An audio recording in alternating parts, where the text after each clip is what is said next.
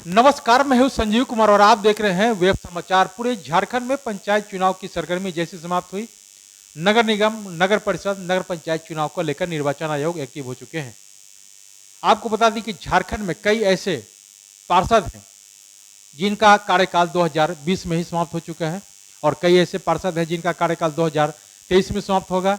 इसके अलावा कई ऐसे नगर परिषद, नगर पंचायत क्षेत्र है जहां पे प्रथम बार चुनाव होना है। तो निर्वाचन आयोग विचार विमर्श कर रही है कि तीनों का चुनाव साथ में कराया जाए या अलग अलग कराया जाए। हालांकि जो संकेत आ रहे हैं, बरसात के बाद यानी फेस्टिवल के बाद कभी भी आदर्श आचार संहिता लागू हो सकता है और चुनाव को लेकर के शंखनाद हो सकता है। तो अभी हम आए हुए हैं सरायकेला जिले में आए हुए हैं और कपाली नगर परिषद क्षेत्र है और वार्ड नंबर 13 में आए हुए हैं और यहाँ के जो वर्तमान पार्षद हैं मोहम्मद इरफान जी हैं। तो इनसे जानते हैं कि जनता ने जब आपको 5 वर्षों के लिए मौका दिया, क्या कुछ डेवलपमेंट यानी विकास का काम किया, आगे की क्या रणनीति है और कुछ पॉलिटिकल सवाल जवाब भी किया जाएगा।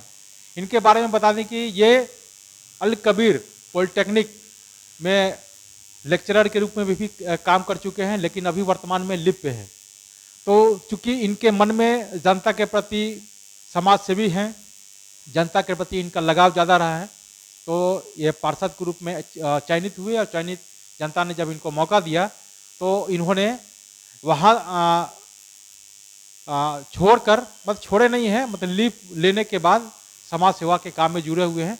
तो इनसे जानते हैं कि क्या कुछ जो डेवलपमेंट यानी विकास का काम हुआ है। पहले तो इरफान जी, आपको वेब समाचार में बहुत बहुत स्वागत करते हैं। बहुत बहुत धन्यवाद आपका भी सर। ये बताइए कि जनता ने जब आपको 5 वर्षों के लिए मौका दिया, 4 साढ़े 4 साल का वक्त गुजर चुका है, क्या कुछ डेवलपमेंट यानी विकास का काम हुआ?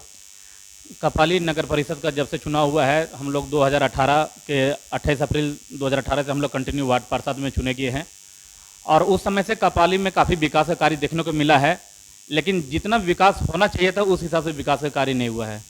चूँकि तकरीबन हम लोग को 4.5 साल का कार्यकाल हो चुका है और बहुत दुखपूर्वक हमको कहना पड़ता है, चूँकि हम एक जनप्रतिनिधि हैं और हमारा पहचान पूरे कपाली में इसलिए जाना जाता है कि इरफान जी जो है गलत का हमेशा विरोध करते हैं। हम जो है सच के लिए हमेशा लड़ने के लिए तैयार रहते हैं और जहाँ गलत होता है वहाँ गलत के लिए काम, हमेशा विरोध हमारा है। हम किसी के लिए समर्थन में नहीं है। हमारे अध्यक्ष हो, उपाध्यक्ष हो, हमारा नगर परिषद का यहाँ के जो भी कार्यपालक पदाधिकारी हैं या कोई भी हमारे साथीगण हैं, यहाँ के क्षेत्रीय लोग अगर कोई गलत करते हैं तो उनका हम खुल को विरोध करते हैं और जनता के आवाज़ के लिए हमेशा हम खड़े रहते हैं। और दुख का इस बात का है कि तकरीबन 2020 से लेकर अभी 22 तकरीबन 2.5 साल के दरमियान में नगर परिषद में सड़क निर्माण के नाम पर 1 रुपया फंड नहीं आया है। आपके वार्ड? हमारे वार्ड में नहीं, पूरे कपाली में। पूरे कपाली में जो वार्ड में जो काम होता है, ये 2.5 साल में एक चवन्नी फंड नहीं आया है। हम लोग को लास्ट बैठक 2020 में हुआ था और उसके बाद अभी 2022 में हुआ फंड, वो भी एक नाली के नाम पर आया, मात्र 180 फीट। अब आप ये बताइए कि 180 फीट नाली अगर एक वार्ड में बनता है तो हम जनता को क्या दिखाएंगे। लेकिन चूंकि हम लोग वार्ड पार्षद है, हम लोग वार्ड पार्षद मतलब एक जस्ट ये समझिए क्लास टीचर की तरह है। अगर किसी गार्जियन को कोई भी कंप्लेन हो बच्चे के लिए तो क्लास टीचर तो थोड़ा सा मैनेज कर सकता है, लेकिन अगर ज़्यादा कोई मामला है आपका स्कूल संबंधित तो आपको उसका प्रिंसिपल डायरेक्टर से बात करना चाहिए।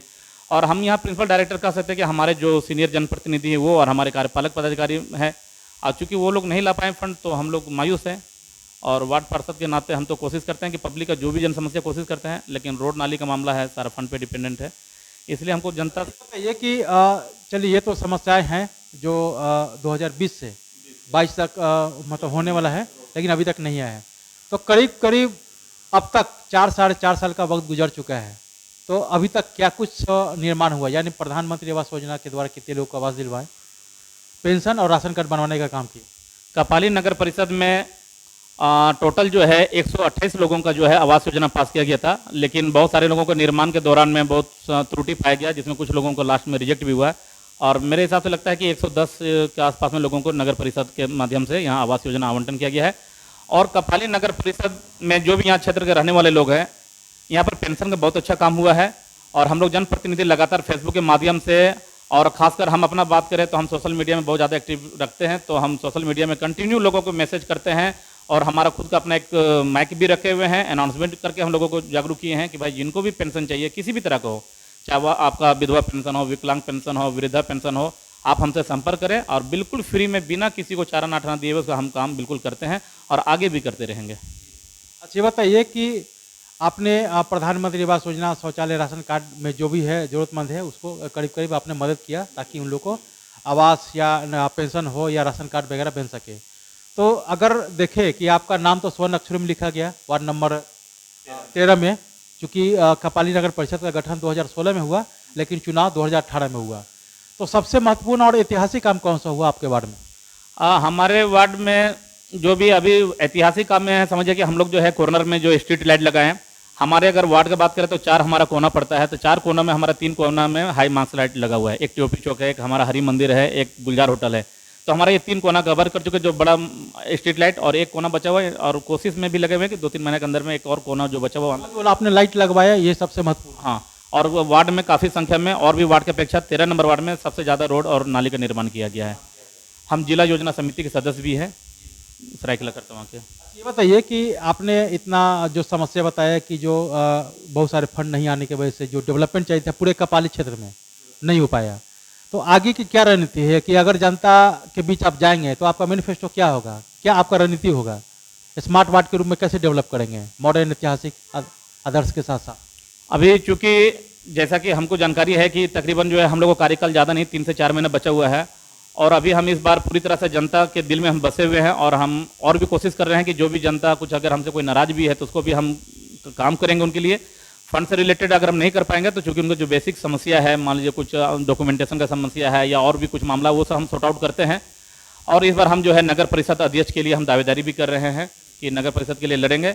और हमारा मैनिफेस्टो सबसे बड़ा रहेगा कि कपाली क्षेत्र में एक बड़ा सा अस्पताल का हम निर्माण करेंगे और एक अच्छा एजुकेशन का माहौल बनाएंगे। और चूंकि यहाँ के जो क्षेत्र के लोग नशा वगैरह में जो इधर उधर फंसे हुए हैं, हम चाहेंगे कि इसको जो है समाज की मुख्य धारा से जोड़े और एक अच्छा टेक्निकल चीज़ दे करके उसको जो है मतलब जॉब की तरफ भेजे, ताकि हमारा समाज एक अच्छा बचा हुआ रहे और गलत चीज़ों से बचा रहे। यानी आपने इस बार मन बना लिया है कि इस बार हम लोग मतलब आप जो है अध्यक्ष के लिए सीधा फाइट करेंगे? बिल्कुल, हमारा पूरा कोशिश भी है, और हमारे जो भी यहाँ पर 21 वार्ड पार्षद हैं और हमारे जितने भी चाहने वाले लोग हैं, सारे लोगों का हमारा उन लोगों को कहना है कि इरफान जी, आप कपाली में जितने भी वार्ड पार्षद है सबसे ज़्यादा आप एजुकेटेड है। यहाँ और भी पार्षद है, कोई मैट्रिक है, थोड़ा बहुत इंटर है, लेकिन टेक्निकल हमारा इंजीनियरिंग बैकग्राउंड है। और मैक्सिमम लोग जो है हमसे आते हैं हमारे पास चिट्ठी ड्राफ्टिंग करने के लिए, चाहे हिंदी का ड्राफ्टिंग हो, इंग्लिश ड्राफ्टिंग हो, हिंदी टाइपिंग हो, इंग्लिश टाइपिंग हो। और चूँकि जहाँ भी गलत काम हुआ हमेशा हम विरोध किए हैं, और हम इकलौता वार्ड पार्षद है जो कि RTI का हम भरमार लगा दिए हैं कपाली नगर परिषद को। गलत हुआ है, इतना RTI की है कि पदाधिकारी हमसे पनाह मांग करके 2-2 यहाँ से सीनियर इंजीनियर ट्रांसफर लेके यहाँ से चले गए, केवल हमसे डर से। ये बताइए कि कोरोना काल में अपने कैसे लोगों को मदद? कोरोना काल में हम कह सकते हैं कि कपाली में जितने भी वार्ड पार्षद है सबसे ज़्यादा हमारा सहयोग रहा है। और हम तो लोगों को जो है राशन दुकान से अपने पैसे से राशन खरीद करके, और कुछ हमारे अलकबीर पॉलिटेक्निक के हमारे बहुत सहयोगी टीचर हैं, उनके माध्यम से कुछ 1-2 इंडस्ट्रियलिस्ट लोग हैं हमारे सर्किल में। चूँकि हम अलकबीर पॉलिटेक्निक के प्लेसमेंट इंचार्ज होने के नाते हमारा एक अच्छा कॉर्पोरेट पकड़ था, हम कॉर्पोरेट से भी काफ़ी मदद लेकर अपने क्षेत्र के सबसे ज़्यादा लोगों को जो है राशन और जो भी उनका जरूरत का चीज़ है उनको मुहैया प्रदान कराएं हैं। ये बताइए कि आपने कोरोना काल में तो लोगों को बहुत सारे मेहनत मदद किए, लेकिन अभी कोरोना का प्रकोप समाप्त नहीं हुआ है जब तक कि 2 साल से ऊपर के बच्चे को वैक्सीन नहीं पड़ जाता है। लेकिन राज्य सरकार ने होल्डिंग टैक्स बढ़ा दिया, क्या सही है? राज्य सरकार तो जो है 3 गुना होल्डिंग टैक्स बढ़ा दिया है, ये बहुत बड़ा दुख का कारण है। क्योंकि हम लोग तो हमेशा जो है बीजेपी गवर्नमेंट का विरोध करते रहे कि वो महंगाई बढ़ाएं, लेकिन हमारा झारखंड सरकार से भी हम इसका भी विरोध किए हैं। कपाली नगर परिषद के हम इकलौता जनप्रतिनिधि हैं, इकलौता जनप्रतिनिधि, चाहे वो अध्यक्ष हो, उपाध्यक्ष हो या पार्षद हो, हम इकलौता जनप्रतिनिधि हैं जो कि होल्डिंग टैक्स का खुले हम विरोध भी किए। और नगर परिषद को हम ताला मारने के लिए भी उसको हम चिट्ठी दिए थे, लेकिन उस समय 144 धारा लगने के कारण हम नहीं कर पाए, अदरवाइज हम नगर परिषद को ताला भी मारते। और हम जो है मुख्यमंत्री को भी हम चिट्ठी भेजे हैं, ज्ञापन भेजे यहाँ के लोगों को साइन करवा करके कि होल्डिंग टैक्स अविलंब इसको जो है कम किया जाए। और हमारे साथ कोई भी वार्ड पार्षद हमारे साथ में नहीं है, लेकिन हमको और लोग आए या नहीं है, हमारा फर्ज बनता है कि हम जनता के साथ में हैं और गलत का विरोध हम किए हैं, और होल्डिंग टैक्स से आगे भी हम विरोध करते रहेंगे। जी बताइए कि जनता के प्रतिनिधि आप भी हैं, जनता के प्रतिनिधि MP MLA भी है, तो उन लोग को हर तरह का सुविधा मिलता है, चाहे वो मोबाइल खर्च हो, ट्रेवल्स का मामला हो, स्वास्थ्य लाभ हो, चाहे वो पेंशन की बात हो, जितने टर्म बनते हैं उतने टर्म लोग को ये सुविधा मिलता है। और आप लोगों को केवल मानदेय मिलता है, अगर आप पद से गए तो भी खत्म। तो क्या मांग करते हैं केंद्र सरकार, राज्य सरकार से? क्या आप लोग को भी जो MP MLA को मिलता है सुविधा, क्या आप लोग को नहीं मिले? सबसे पहले तो देखिए MP MLA का जो उनका मासिक जो उनको सैलरी बोलिए या उसको मानदेय जो मिलता है उनका काफ़ी लाख प्लस है। और बहुत दुख के साथ कहना पड़ता है कि झारखंड सरकार एक वार्ड पार्षद जो है कुछ 6,000 रुपया मानदेय मिलता है, जिसका कोई समय सीमा भी फिक्स नहीं है। 8 महीना बकाया है, 10 महीना बकाया है। हम लोग को लास्ट टाइम तो 18 महीना बकाया चला था, लेकिन हमारे लास्ट टाइम जो कार्यपालक पदाधिकारी हैं उनका समझिए कि उनके मेहनत से हम लोगों का अभी लगभग 2 महीना या 3 महीना का बकाया चल रहा है, लगभग सारा महीना का मानदेय मिल चुका है। और 6,000 रुपये में कुछ नहीं होता है। हम तो चूँकि ऑलरेडी इंजीनियरिंग कॉलेज में लेक्चरर थे, हमारा वहाँ 30-35 हज़ार रुपया सैलरी था, लेकिन हम जनता सेवा के लिए आए हैं। हमको चूँकि हमारा और भी बिजनेस है तो हमारा घर चल जाता है, लेकिन जो भी पार्षद अगर इस पर डिपेंडेंट है तो उनके लिए बहुत दुर्भाग्य है कि 6,000 में वो अपना घर नहीं चला सकते हैं। और सरकार को चाहिए था कि इनका मानदेय कम से कम आज की डेट में 20,000 प्लस होना चाहिए, और कुछ नहीं तो एक उनका समय जब उनका खत्म हो जाए कार्यकाल तो उनको कम से कम मिनिमम 5,000 रुपये का स्टाइपेंड एज ए पेंशन के तौर पर मिलना चाहिए था, होना चाहिए। ये बताइए कि आप लोगों का कार्यकाल 2023 में समाप्त होगा, मार्च अप्रैल में, लेकिन निर्वाचन आयोग सोच रही है कि नवंबर या दिसंबर में चुनाव कराएं, तो क्या चुनाव के लिए तैयार हैं, समय पे हो? हम तो बिल्कुल समय पर, हम तो चाह रहे हैं कि जो है अगले महीने वो करवा ले, क्योंकि जनप्रतिनिधि अगर वो क्षेत्र में लगातार काम कर रहा है तो उसको कोई चुनाव की तैयारी करने की जरूरत नहीं है, क्योंकि जनता वो देख रही है कि हमारा जनप्रतिनिधि कैसा काम कर रहा है। इसलिए हम चाहते हैं कि बिना मतलब 3 महीने 4 महीने गए हुए एकदम अचानक घोषणा कर दे कि कल से जो है चुनाव होगा, ताकि चूंकि जैसे कि बच्चा जब स्कूल में पढ़ाई पढ़ता है, अगर वो बच्चा वाकई में मेहनत करता है, स्कूल डेली जा रहा है, तो बच्चा कभी भी एग्जाम देने के लिए तैयार रहता है। ठीक उसी प्रकार हम जो है जनप्रतिनिधि, हमको अपने क्षेत्र में बहुत भरोसा है, हमको अपने काम पर भी कॉन्फिडेंस है कि हम लोगों के दिल में काम किए हुए हैं, उनका हम जगह बनाए हुए हैं अपने दिल में। इसलिए हम चाहते हैं कि 15-20 दिन में भी चुनाव करवा ले, तो हमको पूरा इंशाल्लाह हम जो है, हमको ऊपर वाले पर भी अपने पर भी विश्वास है कि हम नगर परिषद के अध्यक्ष में इस बार चुनाव जीतेंगे। एक कैबिनेट में इसे पारित कर दिया गया है, इसके बारे में क्या कुछ कहते हैं, क्या सही है या इस पर विचार करना चाहिए? हम तो कहते हैं कि 1932 का जो खतियान लागू हुआ है बिल्कुल सही है और इसको लागू रहना चाहिए, क्योंकि कोई व्यक्ति ऐसा है कि मतलब चाहता है कि हम बिहार में भी रहे, झारखंड में भी रहे। ज़्यादातर लोग क्या करते हैं कि झारखंड में यहाँ रहते हैं, यहाँ फ़ायदा उठाते हैं, यहाँ चुनाव में वोट देते हैं, और जब बिहार में चुनाव आता है फिर वहाँ चले जाते हैं। तो ये बहुत अच्छा सरकार का जो अभी आया है कि आधार और वोटर कार्ड को लिंक करना है। एक व्यक्ति का एक ही वोटर कार्ड होना चाहिए और जिस क्षेत्र में वो रहता हो वहीं का वो वोटर कार्ड उनका निवासी होना चाहिए। और हम चाहते हैं कि सरकार 1932 को पूरा तेजी से लागू करे, और ओबीसी के लिए जो आरक्षण हुआ है, हम ये भी मांग करते हैं कि नगर परिषद में जो अध्यक्ष का जो पद है उसको ओबीसी आरक्षण किया जाए। और हो सके तो सरकार से हम ये मांग करेंगे कि जो भी जनप्रतिनिधि पूरे झारखंड में चुनाव लड़े उसे 1932 के खतियान के आधार पर आवासीय प्रमाण पत्र का मांग किया जाना चाहिए। जिसके पास 1932 का खतियान हो उसका आवासीय बने, और उसी आवासीय के आधार पर उसको चुनाव में उसको मतलब अध्यक्ष उपाध्यक्ष नहीं, मतलब उसको जनप्रतिनिधि के लिए दावेदारी करे, या मतलब क्या बोलते हैं, उम्मीदवार बने। वो जिसके पास आवासीय होगा 1932 का वही उम्मीदवार बने। ये कि केंद्र सरकार ने खाद्य पदार्थों पर जो जीएसटी लगा दिया है, इसके बारे में क्या कुछ कहते हैं?